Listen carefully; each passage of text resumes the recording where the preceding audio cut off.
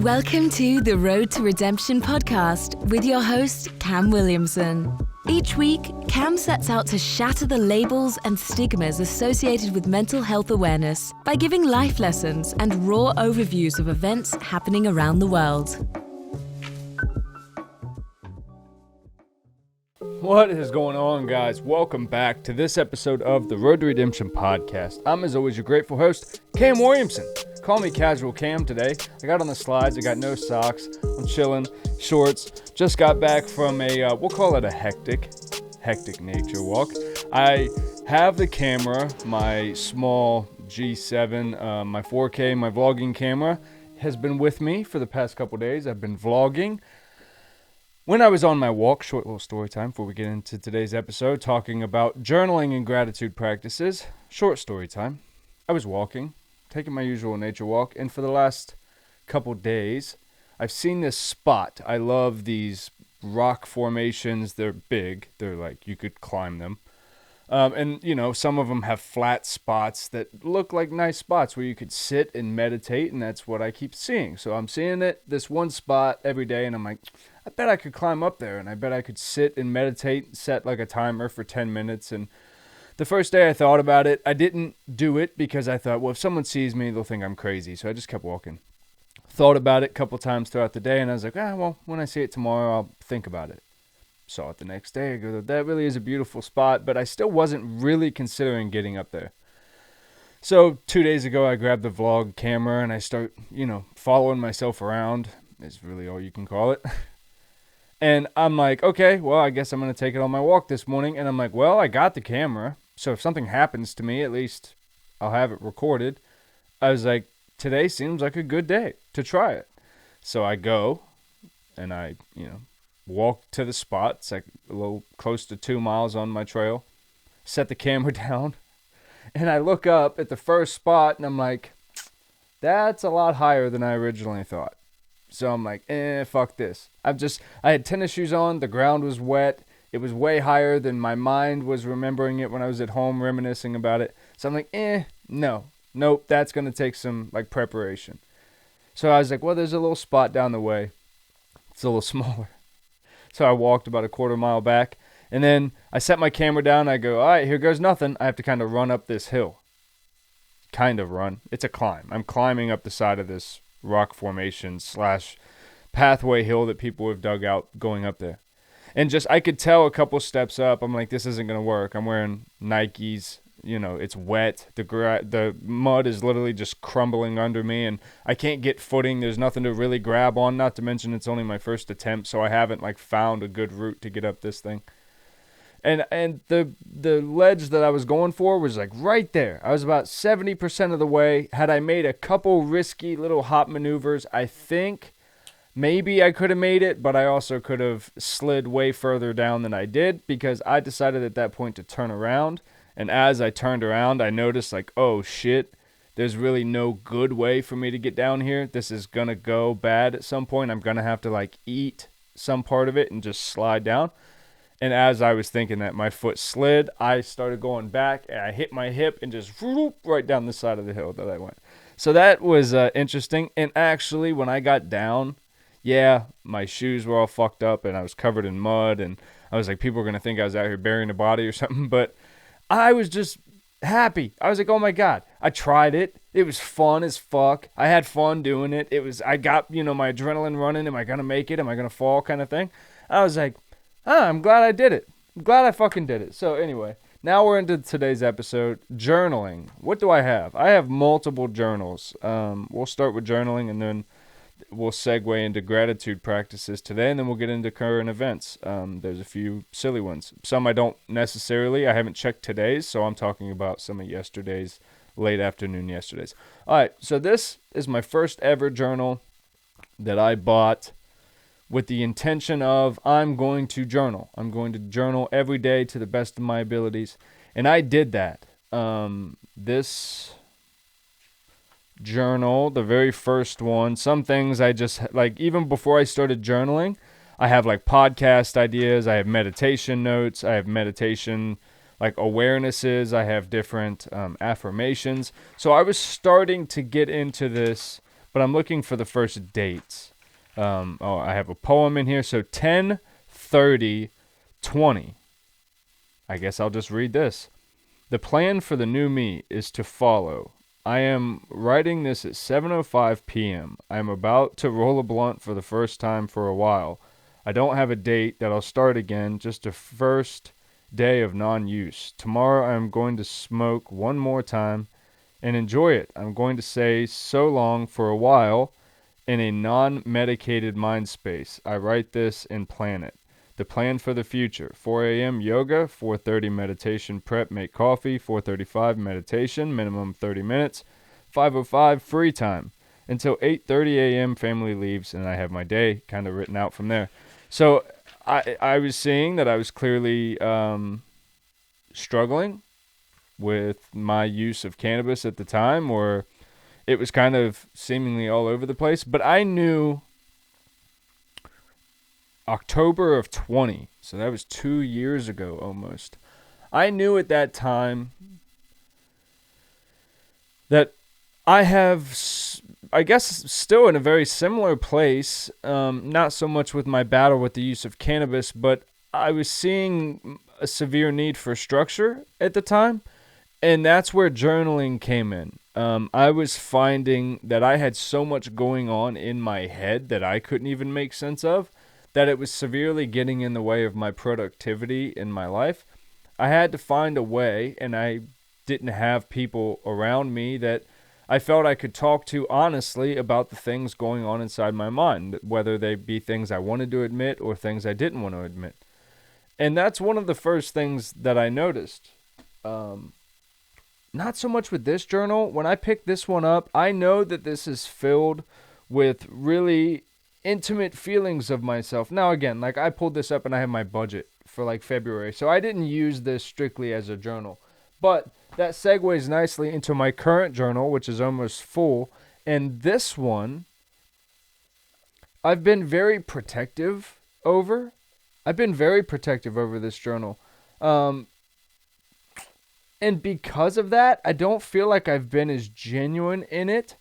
I feel like and I may go back and read some of them and feel differently, but I feel like in this journal, I even wrote one day, I was like, I feel like anytime I put this down, someone's reading it, so I'm afraid to be honest in it.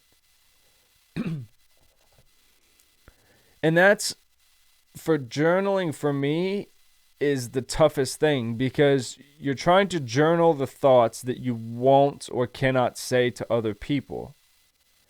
And then you find you have a hard time trusting even getting them out at all. Whether it's to what you believe is yourself. Sure, other people in your house can find your journal. I just leave mine sitting out. And they shouldn't. That, it's a very private thing. But with journaling, you are trying to brain dump. You're trying to get out what noise is in there, or unless you have an intention for it, like a gratitude practice or a to-do, like I'm going to set these goals for myself kind of journal. Your journal is supposed to just be, this is how I'm feeling at this current moment, and I want to get this out of me kind of thing, or this is what I'm thinking, this is the headspace I'm in currently. It's difficult, I find, when I'm writing, to be vulnerable. I'm more willing to be vulnerable when I speak than when I write, which is odd because I speak and I post it online. That'll be there forever. But if I write in my journal, I don't know. I have this weird feeling like someone in my house is going to find it and read it and think I'm a piece of garbage for getting frustrated at times, or whatever, because I'm a normal person. I would journal about normal everyday stresses and my life and the way that I see it. Journaling is meant to be a very intimate moment between you and you. It's not meant for anyone else, unless you have a journal that's intended between you and a partner or something, that, hey, we're going to write in this every day and we're going to read them to each other. Well, that's different. But I find with journaling, even if you can't bring yourself to write the honest thought that you have, you could be made aware of it. And, when I go back and I look at certain days in time, like this one. So this here, interesting. 10/5 of 21, 1:19 p.m. Today is a big day. The new moon is tonight, and Mercury is in retrograde. I don't know what that means for me, anyone else, or the world. I'm excited to be in the new power of being all right with not knowing. I'm straight regardless. I have love, life, health, family, and internal security. I'm good. So again, that was almost exactly 1 year, and I didn't do that on purpose. That's just the way it happened. That was in a 1 year span of time. You saw how drastically my journaling changed. For the last year, I've tried to be pretty routine about it, where at least once a day I sit down. But that's what I was saying in this journal. I think I haven't been as vulnerable in this one because a lot of my problems that I currently face, how do I say this? I have so many things going in my mind at all times. Work, family things, so many different ideas, creative things I want to try, that writing them out doesn't necessarily make sense because I'm still trying to figure out even what I would write. I don't know. Like if you just, in this book, in this journal, there's so many days where I go, I don't even know what to say right now. I'm here because I've set it as a part of my routine to journal, and I want to keep to that, but I don't know what to say. And I'm sure on those same days, if you ask my family, like, how was Cam that day? They'd be like, it was a little quiet, don't really know. But journaling is really just a window into yourself. Now, after I had this journal of kind of chaos, I made it a very specific rule that I would not tear any pages out of this journal and I would not use it for anything else. Now, I've not been perfect with that. There's certain things like this. It doesn't have a date or a time. So I'm assuming that this was a post-meditation thought of some sort. So I just grabbed my journal and wrote after a meditation, which is something I do quite often. I want everyone to be able to experience the love that I know in my heart. I have always believed that my true calling, I can't even read my own fucking handwriting, is to be loved to as many people as I can and be myself to motivate the world to be love in all of its rawness, but to gain balance and control over self to reach the highest / best / most authentic version of yourself. And then I have in bullet points: luxury hotels, fine dining, love, family, wealth, passion, energy, fire, water, cabins, woods, oceanside, isolation, sex, play, primal, growl, high heel, curtain, long, slow talks, fireplaces, sobriety, release, maximize life. Hey, welcome to my brain, guys.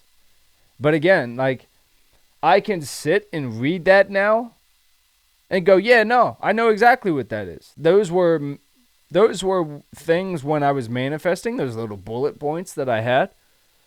Those were manifestations of my inner being going, hey, this is what we would like to experience in this life. These are little flashes of experiences that we would like to have, that for whatever reason is stirring a fire in you and is also encouraging you to go and create and design and make something new to get you there. It gives you a journey to be on.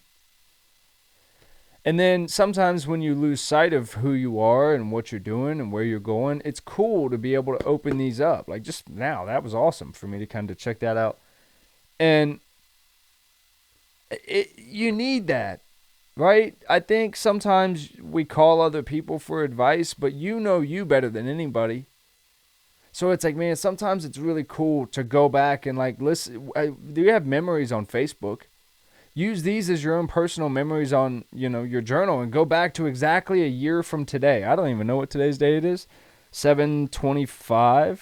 I don't know which journal that would be in. I was going to say I could go back to exactly a year from now and just see what mind space you were in. See the growth you've made, or see the improvements that you haven't yet made and you need to, really work on. And see if you're being honest with yourself. See if you're being genuine.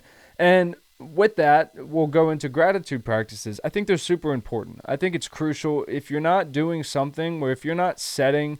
I have 3 points in my day that I set early in the morning. So right before I take my first sip of coffee, in the middle of the day around noon, and then somewhere before I put my kids to bed and before I go to bed. It's a practice that I set in place to put both hands together at your heart, bend down, and just send thanks and gratitude to the universal power, God, whatever you want to call it, that keeps me here in this experience and for all that encompasses the experience. That allows me 3 times a day to remind myself that I'm not so big in this thing, and that I need to constantly remind myself that, hey, this is all a positive experience for me. Just to be here is great. And then I try my best. I don't always write my gratitude practice down because it just feels so corny to be like, I'm grateful for my kids, I'm grateful for shelter and food. So I usually do my gratitude practice when I'm in the shower. It's the first thing as soon as I get in and adjust the temperature and get it where I want it. It's kind of just an immediate thing. I just close my eyes and kind of just stand there, and I'm so thankful for my kids. And I try to feel the emotions of how much I love my kids, so that way I can be that grateful for it. And then just go through, and I'm not selfish, or I'm not judgmental about what I'm choosing to include. Sometimes it's silly shit. I'm grateful that I got this banging ass jalapeno, pepperoni pizza tonight for dinner, and I was just stoked on that.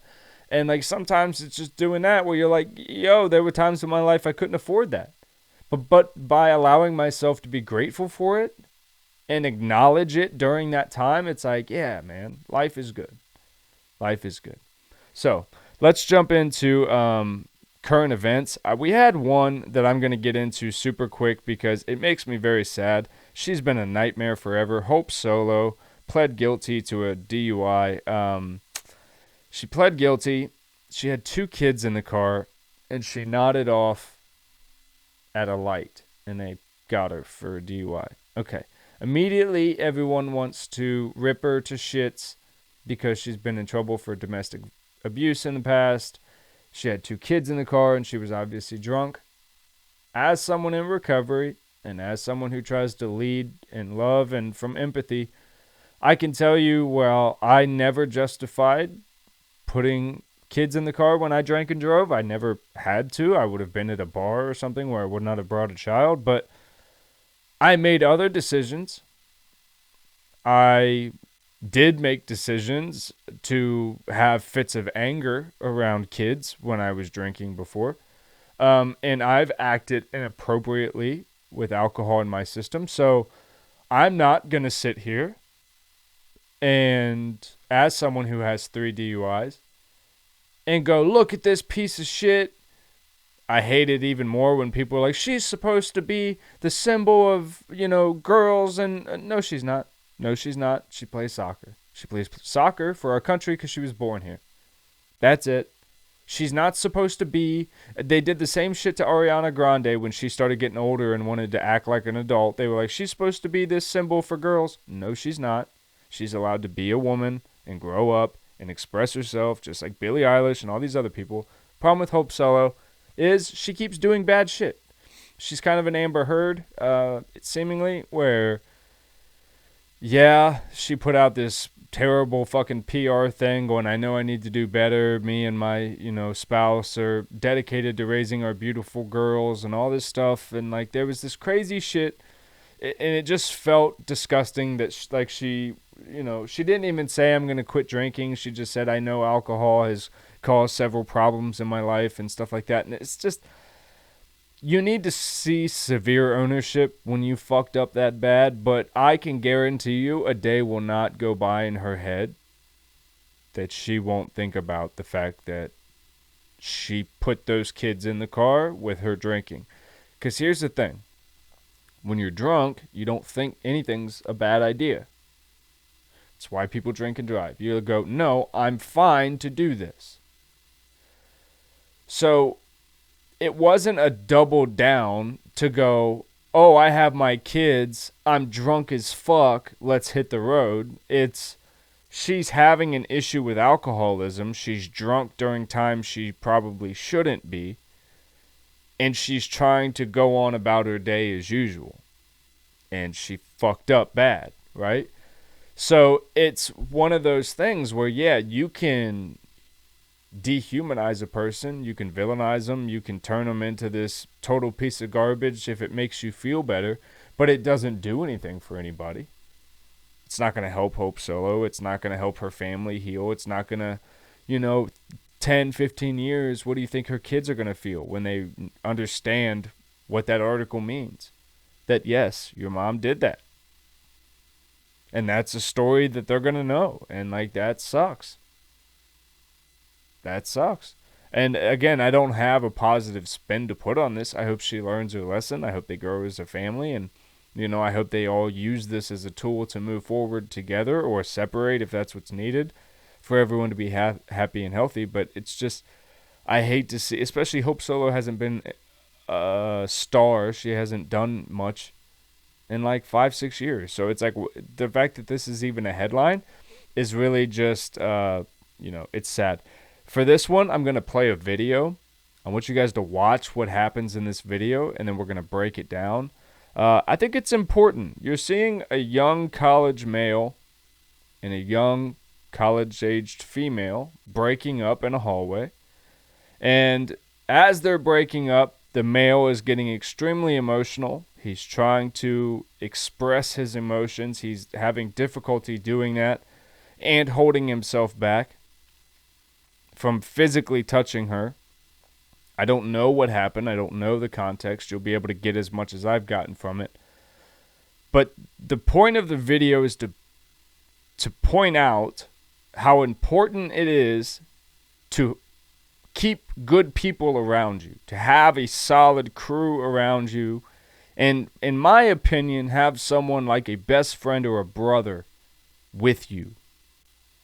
When you're doing things or participating in, he's shirtless standing in a dorm hallway. I'm sure this was not a simple night chilling playing video games. Something led these two young people in a hallway to the point where there's her friend is standing there waving at the camera and shit. There's other people behind them filming. Something has gone on, right? It sounds like she was out messing around, but I'm going to play the video.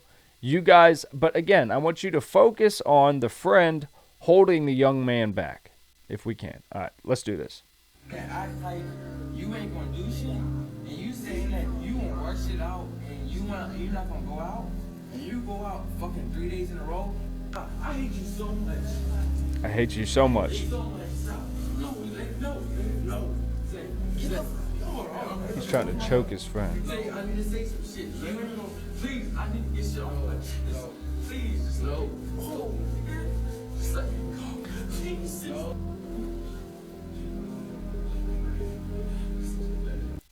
First thing you can tell, he knew not to actually try his friend. You could tell that. He kept his hands here. When he tried to put his hands here, his friend stayed nice and calm. Because he knew. His friend knew, just like the guy that was being emotional knew, I'm not actually going to try this with this guy. Whatever that demeanor was that the guy had him in, when he put his arms up over him, that guy was locked like a horse that was tied to, a horseshoe that's just keeping him to nothing. That guy was like, yep, you got me right here. There's no reason to, right? If I'm this emotional, I should be trying to fight you and get to her and all this, which, let's address that. He swiped at her. He went like that. Now, if you watch the video, there's a good distance. I think, it looked like he's trying to swipe at her jacket or maybe her hair. He's clearly not trying to hit her in the face or anything like that. He didn't lunge forward to get at her. But it shows in an emotional moment, just a swipe. As harmless as it might have been, intentional, not okay, very wrong. And he keeps saying, I got so much on my chest. I got so much I want to say. And he felt like he couldn't. And all I keep seeing is the girl waving at the camera, smiling. She's making a joke. Here it goes again. Hi. World star. Well, this guy is so clearly upset. Something has gone on. And then again, I just highlight the friend in the situation where he goes, yo, it's done. Let it go. Let her walk away. It's over now. And that seemed to be the moment that he swiped at her. As soon as he swiped at her, the friend comes in, grabs him, and says, nah, this is it. She's gone now. She's gone. This is done now. My heart breaks for that guy. I recognize the amount of rawness that he was showing in that moment. Again, he didn't act great. There were definitely things that he can watch that and hopefully see how vulnerable he was because of his inability to express himself in a healthy way. But it looks like he has a friend right beside him that's going to be able to show him how to handle a situation like that. I like that.